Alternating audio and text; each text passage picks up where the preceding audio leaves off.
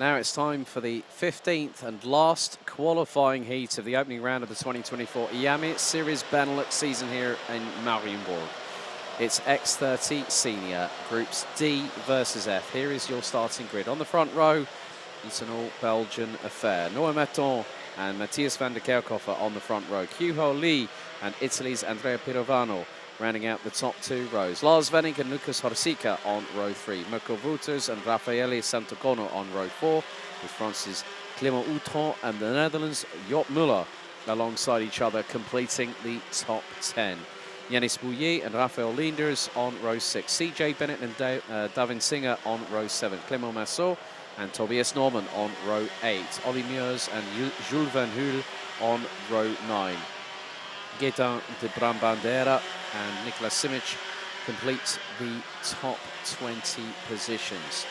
Florent Dierda, Thibaut Weyers, Theo Vliegen, Charlie Gloom, Wesley de Goy, Isabella Cazelle, Tess Fischer, Sibe Paganal, Nicolas Dotter-Tveen, Victor Koolmala, Koen de Roy, Casper Norman, and Charlotte Antuoho, Sibe Weimer, Viljami Pauna, and Bertram Saxe rounding out the 36-strong grid here for this final qualifying heat for this opening round of the season. Another 10 minutes on the timer, plus one additional lap. And once the dust has settled after the qualifying heats, we will then find out who will be the drivers moving on to the top 36, who will be the drivers heading into the second 36-strong B final a little bit later on. But after this race, 36 drivers will have to wait until round 2 at Racing Kart JPR in Oosterkor in May of this year. So the formation lap coming towards its conclusion, and then the drivers will be steeled ready for battle around this 1,380 metre circuit. After this, we will have a little bit of a respite, a short respite thereof, because we will be getting things underway with our Junior A final, then the Junior B final. The Senior A final will be a little bit later on, and then of course the Senior B final will conclude the racing action for the second of 3 days. And then tomorrow we'll have Mini Rookie, X30 Master, X30 Gentleman, Senior Cup, and the introduction of KA 100, 148 and 158 for this season. The drivers now come through the chicane on the start-finish straight. They head into the tram lines for the final time under qualifying heat conditions. Revs rise, lights are out first time, we're underway, and Noah Maton sweeps straight to the middle of the first corner and keeps the lead as everyone jockeys for position. Circuit a lot drier than it has been all day long here on Saturday, but it really does go to show that Noah Maton was very much intent on keeping the race lead from the race start onwards. Noah Maton qui s'est lancé depuis la première position et qui a réussi à conserver l'avantage au départ de cette dernière manche qualificative de la catégorie X30 senior. Dernière manche qualificative de la journée avant les finales. Et attention, ça se bouscule là en queue de peloton à l'épingle du chemin de fer. C'était vraiment très spectaculaire ce dépassement. En attendant devant en tête de la course, on n'attend pas, on ne regarde pas ce qui se passe derrière et on commence à creuser déjà l'écart avec Noah Maton qui va dans quelques instants boucler le premier tour de cette manche qualificative, une manche qualificative qu'il espère évidemment remporter pour se placer au mieux dans la finale. On vous donnera évidemment toutes les informations concernant ces finales par la suite, avec déjà dans la catégorie X30 Junior les qualifiés qui sont déjà sortis. Voilà, deuxième position pour Kioli qui est en embuscade de 10e d'écart avec le leader au moment de passer la ligne d'arrivée. Troisième position pour Lars Venning et quatrième place pour un certain Clément Outran qui a bondi là depuis la 9e place sur la grille de départ et qui est déjà très pressant pour éventuellement aller chercher la 3e place. Et voilà, il suffisait de le dire, Clément Outran qui a réussi à dépasser Lars Venning, il me semble, pour le gain de la 3e place dans l'escargot. Yeah, it is. I think Matthias van der Kerkhoff has had another disaster. Did not need it. Was on the outside of the front row and has dropped outside of the top 10, I fear. But it's Maton versus Lee. 7 tenths is the gap. Outron now up from 9th to P3. Lars Venink. There's going to be an overtake attempted through into turn number 3. That was through on the 326 of Lars Venink for the Falcon Racing team. I think I'm not too sure who that was that went through. But Clément Outron is making some headway at the moment. That might have been Mirko Reuters in the number 241 that got through. Or possibly Yanis Bouillet in the number 214, who's also jumped up the order quite significantly. So I'm not too sure what's happened with Matthias van der Kerkhofer. So we will try and keep you updated if we see the 236 out on circuit. Oui, l'homme qui a visiblement perdu gros dans cette manche qualificative, c'est Matthias van der Kerkhove qui s'est lancé depuis la 2e position. Et malheureusement, on ne le retrouve pas dans le top 10. Il a dégringolé, je pense, au classement. Matthias van der Kerkhove, alors que Clément Outran est en forme en cette fin de journée. Clément Outran qui vient de passer à la 2e position après un superbe dépassement du côté du virage numéro 3. À l'intérieur, net et sans bavure pour le pilote français qui s'empare de la 2e position devant Kioli. Et Yanis Bouillet est en 4e position. Belle opération pour ce pilote qui démarrait depuis la 11e place sur la grille de départ. Et puis derrière, il y a un petit trou. Non, il y a encore un pilote derrière lui. C'est le numéro 241. C'est Mirko Reuters qui est là en bagarre pour le top 5, ou en tout cas une place dans le top 5. Alors qu'on a un nouveau dépassement à l'approche du premier virage. C'est Yanis Bouillet qui passe en 3e position. Yeah, great move there by Bouillet, who started 11th. Now up past Kyuho Lee. Kyuho Lee has got... that was the 2. Well, I think Kyuho Lee has just has managed to make an overtake there. But okay, yeah, Bouillet is on the move. But Noah Maton ahead of Clément Outran. Outran is 1.35 seconds adrift. We're approaching half time on the counter timing down from 10 minutes to 0, and then having that additional lap. So Clément Outran will be looking for the opportunity to score a qualifying heat victory in the latter stages of this part of the competition. But with 5¼ minutes still to go, we're going to complete another lap. What's the distance between Noah Maton and Clément Outran? It's just under 1.4 seconds, but we've had an overtake completed going through into turn 1, and it looks to be CJ Bennett from Victory Lane is moving up the order. Great job there by CJ Bennett, who started down in 13th position, and Bennett now hits the top 5, having got past Kyuho Lee. Lars Venink is there. There is Pirot Vanot right there too. So it is going to be very, very close indeed through the exit of Chemin de Fer, and Kyuho Lee manages to hang on for the moment, it looks like.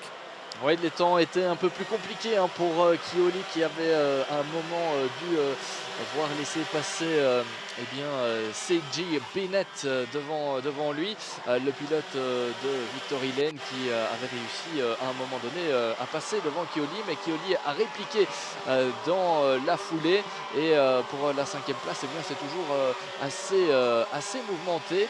On se bagarre clairement pour cette 5e position, avec là un nouveau dépassement avec CJ Bennett qui a dû batailler ferme. Et il y a qui là-bas? Ah, c'est Andrea Pirovano qui se mêle aussi à cette bagarre pour la 6e position. Kioli qui a pris grâce à cette bagarre un peu d'avance pour conserver la 5e place de cette manche qualificative, toujours dominée par Noah Maton, qui conserve un avantage d'1,5 seconde plus ou moins d'avance par rapport à Clément Outran, le pilote français qui s'est engagé cette année sous les couleurs de TB Kart, des couleurs qu'on a vues souvent aux avant-postes les années précédentes, puisque c'est un certain Eli Goldstein qui l'année dernière roulait dans cette catégorie avec ces mêmes couleurs là. Donc au niveau de la relève, on a Clément Outran après Eli Goldstein, c'est quand même pas mal. Yeah, that was a nice little overtake there by Pirovano on the TB kart, the number 307 entry.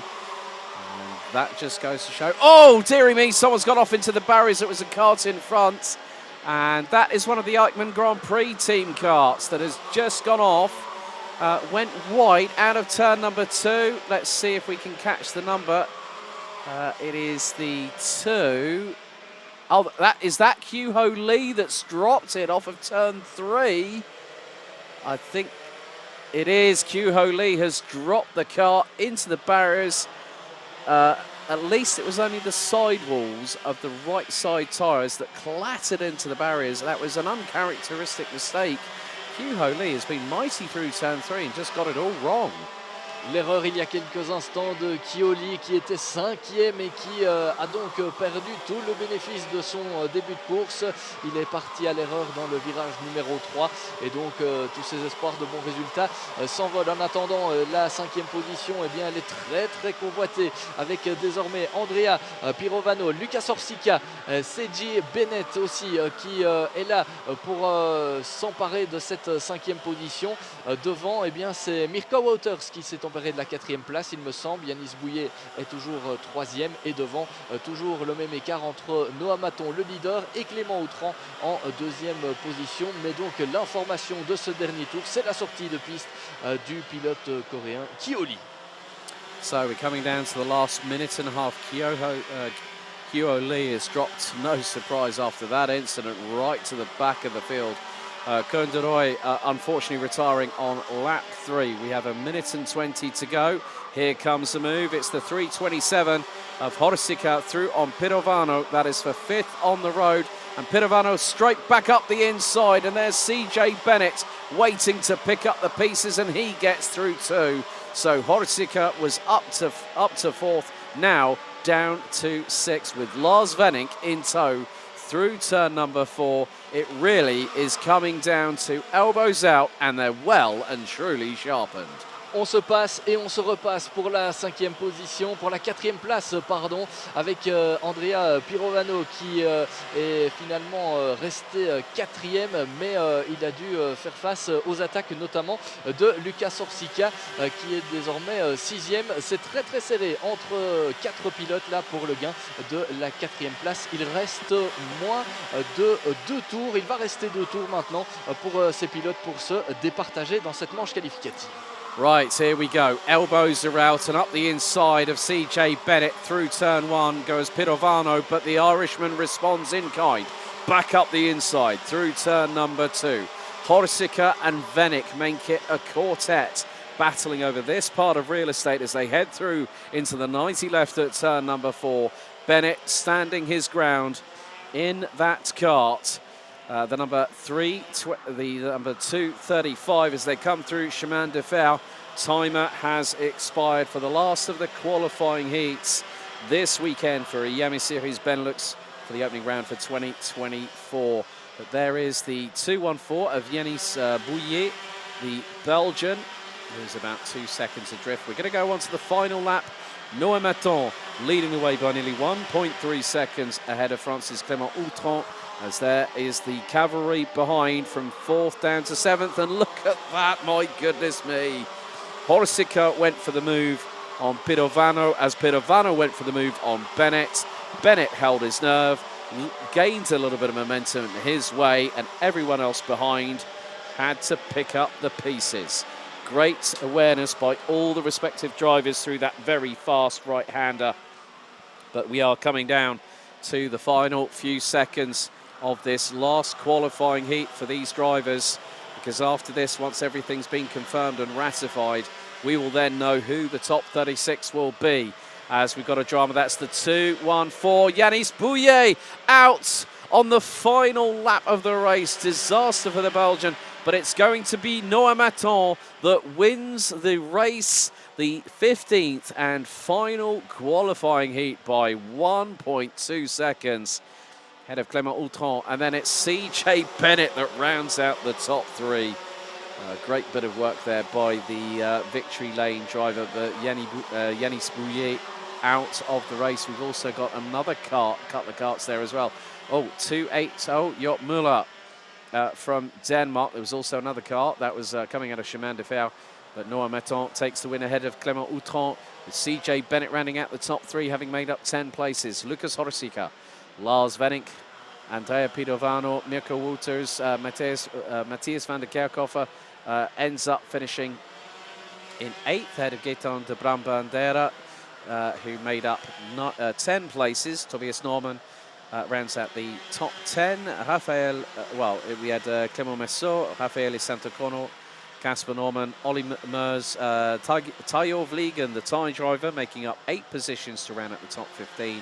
Ahead of Jules Van Hoel from Belgium. The Luxembourger Florent Dierda rounding out the top 17. Ahead of David Singer, Thibaut Weyers, Charlie Gloom rounding out the top 20. Raphael Linders, Tess Verschoor, Sibe Vima and Sibe Paganar rounding out the top 24. Viljami Pauna from Finland finishing ahead of countryman Victor Kulmala. Niklas Dottersveen from Norway in 27th. Niklas Simic, Isabella Kezel, Anne Charlotte and Tuho rounds out the top 30, with Wesley De Goey and Hugh Ho Lee completing the 32 finishes in that race. Jot Müller, it looks like we might have also lost Bertram Saxer at the same time. So there is we've seen the 280 being pulled away. Yanis Bouillet retiring on the final lap of the race, and Koen de Roy out on lap 3. Very shortly, we'll be heading down to the interview area with Simon. He'll be speaking to our race winner very shortly, Noah Metton from Belgium.